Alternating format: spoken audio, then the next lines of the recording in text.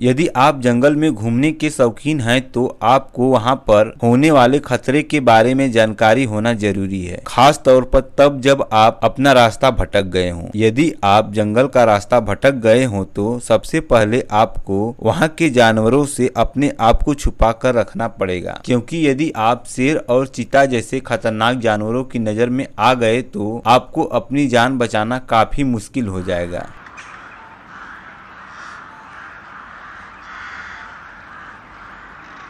इसके लिए आपको जंगल के पंछी और पेड़ पर रहने वाले बंदर संकेत देते रहते हैं। ये जीव खतरनाक जानवरों को देखते ही अपने साथियों को खतरे का संकेत देने लगते हैं, जिसमें ये तेजी से शोर मचाते हैं। लेकिन फिर भी आपको चौकन्ने रहना पड़ेगा, क्योंकि कभी कभार एक खतरनाक जानवर इन जीवों की नजर में नहीं आते हैं। इसके बाद आपको इस जंगल से बाहर निकलने के लिए एक ऊंचे पेड़ पर चढ़ना पड़ेगा और वहां से जंगल का जायजा लेना पड़ेगा। आपको किसी नदी का सहारा लेना पड़ेगा। आप इस ऊंचे पेड़ से किसी नदी का जायजा लें और उसी दिशा में निकल पड़े। नदी के पास काफी खतरा होता है, किंतु आपको जंगल से बाहर निकलने का सबसे सरल रास्ता नहीं मिल सकता है। ये नदियां पहाड़ी इलाकों से निकलकर मैदानी इलाकों में प्रवेश करती हैं, इसलिए आप इन नदियों के किनारे किनारे चलें। लेकिन याद रहे, खतरनाक जीव नदियों के किनारे ही अपना बसेरा बनाते हैं, इसलिए इन खतरनाक जानवरों को ध्यान में जरूर रखें और नदी